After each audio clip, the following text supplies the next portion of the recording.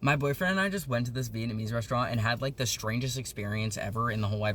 Basically, like, I feel like it's pretty common knowledge that when you go into like a smaller restaurant, the people working there are probably going to talk to you a little bit more than you would be spoken to at like Olive Garden when they have like a million people there. It's like when you're one of three people in the restaurant, they're going to talk to you. But initially, we walk in and we order our food, and the guy like stops us and he's like, "Oh my God, I love your hair so much. Like, that's so dope." And I was like, "Oh, thank you. Like, Bro.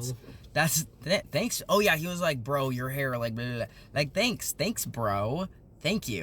And then we went and like sat down, and he brought our appetizers, and we were like eating them, and he comes back and he's like, "So like, what have you guys been up to today?" I'm like mid bite. I'm like, so I'm trying to think, cause like this is the first day I haven't worked in a hot minute. So I'm like, this morning I made scones, which I did. And then he's like, scones? And I was like, yeah, scones. And he's like, scone. And I was like, scones. Because I'm thinking he's not hearing me. Because it's not even possible in my brain that someone doesn't know, like, what a scone is. And then Cyrus realizes, and he's like, scones, they're like biscuits. And he's like, oh, okay. I was like, what? Like, no offense if you don't know what a scone is. But, like, it was a little shocking. And then I started talking about how I used another scone mix to make, like, a banana bread. And I had to tweak the recipe. And he's like, oh, yeah. Were you baked when you did that? Huh? Aren't we at your place of work? Are you allowed to say that? So I was like, no, I wasn't. I was chilling, and then I ate it, and I wasn't then either, and it was still really good. I just invent things sometimes. That's something I like to do, apparently. And then he was like, oh yeah, I invent things too, but usually I'm baked. We were like, okay, cool. But that wasn't the end of it, because then he goes to help another customer. Mind you, we are one of 3 customers in the store right now. The other guy that's there, he has talked to 1 time. In this whole story, he circles back like 4 or 5 times before we leave the restaurant and stays talking to us for like 2 or 3 minutes at a time. And then he comes back after helping the other customer, and he's like, yeah, I'm baked a lot of the time. Like, usually before I come into work, baked. I'm baked right before I come into work. And I was sort of like, is that fine? Like, okay, cool. It's wake up, baked, go to sports, baked, go to work, baked, go to sleep. Baked. Yeah, that's what he said. That is verbatim what he said. Which is very like...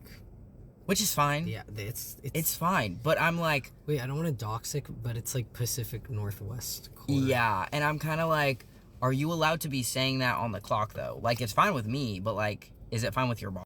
And then, so the sports thing, he goes on to tell us, like, not only does he show up to work baked, but when he's telling us that, he's like, I didn't smoke today. I don't know why I didn't smoke today. He was really fun to talk to. He genuinely was. Like, this isn't us hating on him at all. He was just, like, such an experience that we have to talk about. And then he goes on to tell us, he's like, yeah, I play football. Like, I'm really good. And, every time I go to football, baked. But in a couple weeks, I'm going to be on the big screen. You guys are going to see me on TV. So I say, don't the big leagues have tests? Don't they test for that kind of thing? And he's like, yeah, the big leagues do, but not college anymore.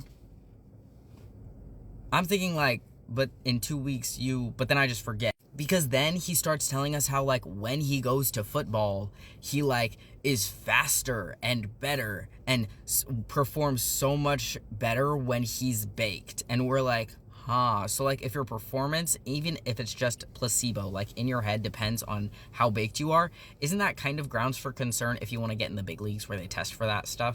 But anyway, aside from all that, he like comes back at some point and he's like, oh, so are you guys from around here? Like I just moved here from out of state. And we were sort of like, no, we live like a few towns over. Like we're not from this town specifically.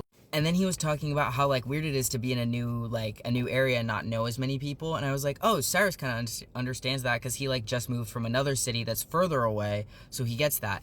And then the guy kind of like stops himself and he's like, so like, why'd you move here? And Cyrus is like, oh, well, I moved in with him. And he's like, oh, so are you guys like you guys are like a thing or I don't know. Are you like, we're like, yeah, we're dating.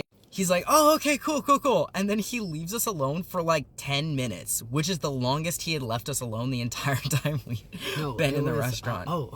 Nothing's wrong with that. Nothing wrong with that. We're like, okay. And then he comes back and he's like, yeah, so, just like curious, like what made you dye your hair blue? Cause it looks really good on you. Like, it looks really good. And like also like with your outfit too. And just like starts like stuttering over himself. And we were like, wait, what just happened?